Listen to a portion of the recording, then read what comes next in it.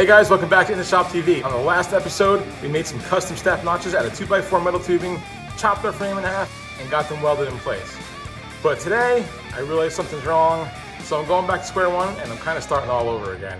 Guys, before we get into it, it's time for a free giveaway. If you've all seen me use a digital level before in the making of these videos, I'm gonna be giving one away to you guys, the viewers, for free. No charge, no shipping, no nothing, because I need your help. We're almost at 1,000 subscribers. I'm trying to hit to that mark.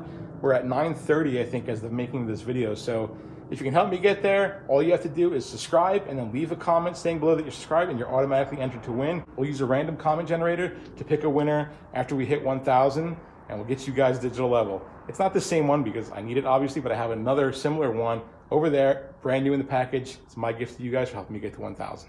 So as you guys saw in the beginning of the video, I picked up some brackets that I bought online, found these, and I really like the design of them because it's meant to use a standard 2x2 steel tube as a mounting point, and then you have your, actual end link holes right here to mount up your link bars. This is what I don't like about buying kits. Let me get you turned around. I never liked on this kit or any of these kits that are online, the brackets always kind of hang down really low. Now, obviously, on a lower truck, you've got ground clearance issues and whatnot, but a lot of the kits come that way, and I think that's because they're not really designed to make extreme ride height changes like we're doing here.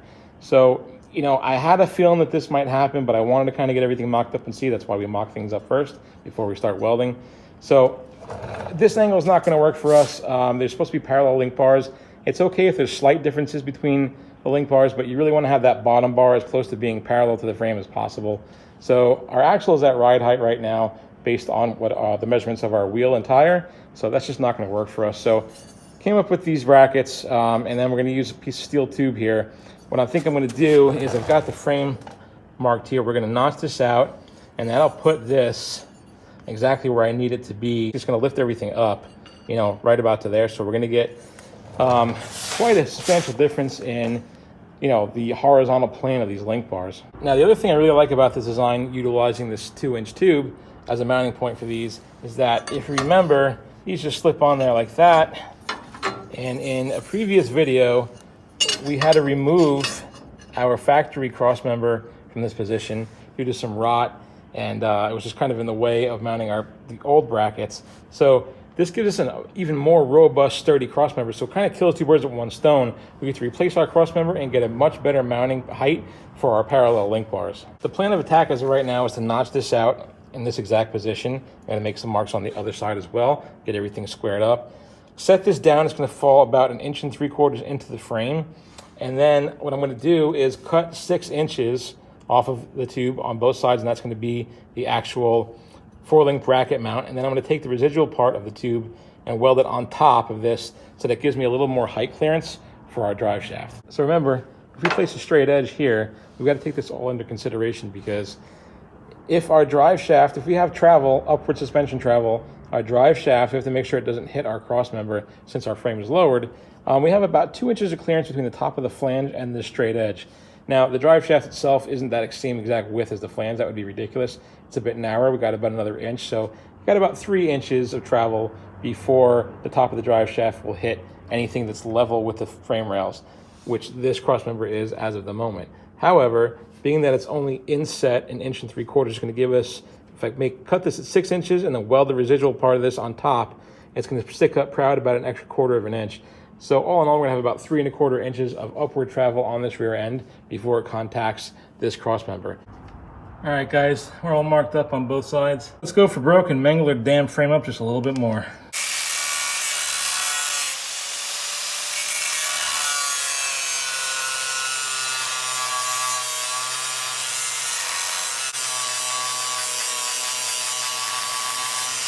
Well, it's all right, guys. The good thing about learning how to fabricate stuff is that you can always put something back.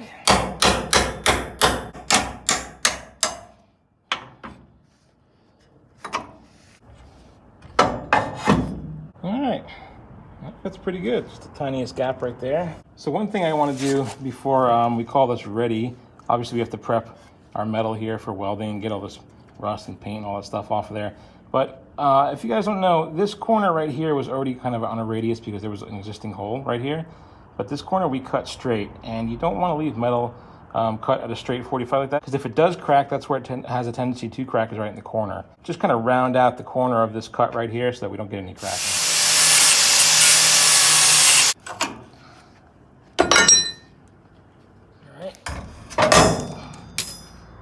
Very cool. All right, so the space that we're looking for, we're going to take from the front of this bracket, should be 10.5 inches. Yeah. Okay, cool, 10.5 inches.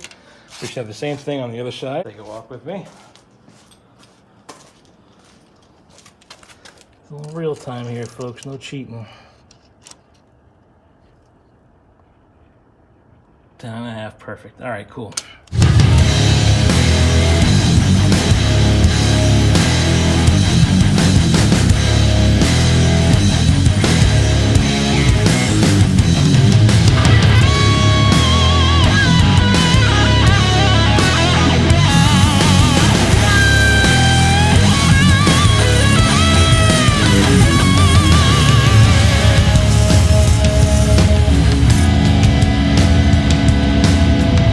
All right, so here's my basic design. I've just got this 2-inch tube on top of the other one. I've got it tacked in place with 2 tacks on each side.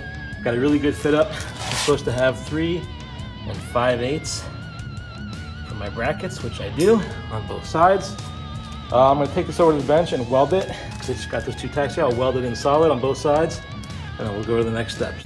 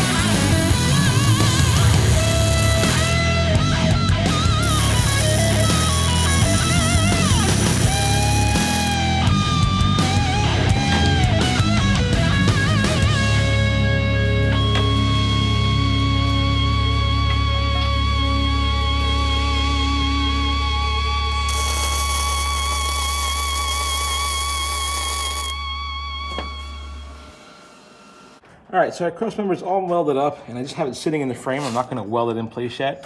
Right now, I'm just kind of getting these brackets on here, kind of getting a look at how it all sets, and I'm really a lot happier with that. We have a nice parallel bottom bar. This is raked up just a tiny bit, and I still have adjustment on these bars if I want to turn them in or out. The bottom one's a little bit tight, so I might have to shave that bar down, but I'm not sure yet. Anyway, we're looking good. I think the next step what I'm gonna do is I'm gonna take this all off and take this back out, and I'm gonna start welding some caps on here. I just don't wanna leave them open. There's a hole we have to cap here on the back of this bracket, and something's telling me to leave this open for right now. So I'm gonna go ahead and leave that open. I'm not gonna close it off. I can still do that at any point since it's the furthermost away from everything, but these will be more difficult with the brackets in the way and everything. So I'm gonna go ahead and weld caps on those now. All right, got some caps welded on. All right, so on that side, I've got everything placed, not welded, just kind of sitting there. I'm gonna go ahead and take this bracket off this side, start putting the new brackets onto here and get these bars mocked up. I'm gonna have to go ahead and resituate my rear end, make sure I have my pinioning all right once again, and get everything all set up. I'm trying to decide if I wanna tack the brackets onto here first, or weld this onto the frame first and then weld the brackets. What's going to be more difficult, what I have access to, what I can reach, I'm not sure. But for now, I'm going to go ahead and get these taken off.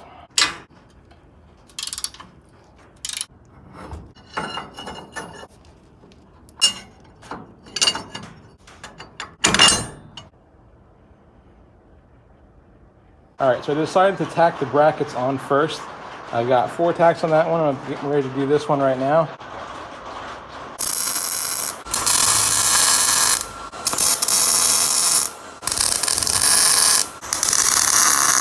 All right, guys, we are all welded up. All our brackets are attached fully.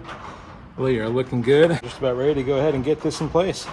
Just a little note, I have a piece of 2-inch tubing that's residual that I cut off from here, and our end links are exactly 2 inches. So you want to keep something when you have these long metal brackets in between here to keep the space, because it sounds like a broken record, but when you weld, it'll shrink the metal and it'll pull these and you won't be able to get the link ends in. All right, so right now we are grinding off all the rust and paint in the area that we need to weld to make sure we get good penetration.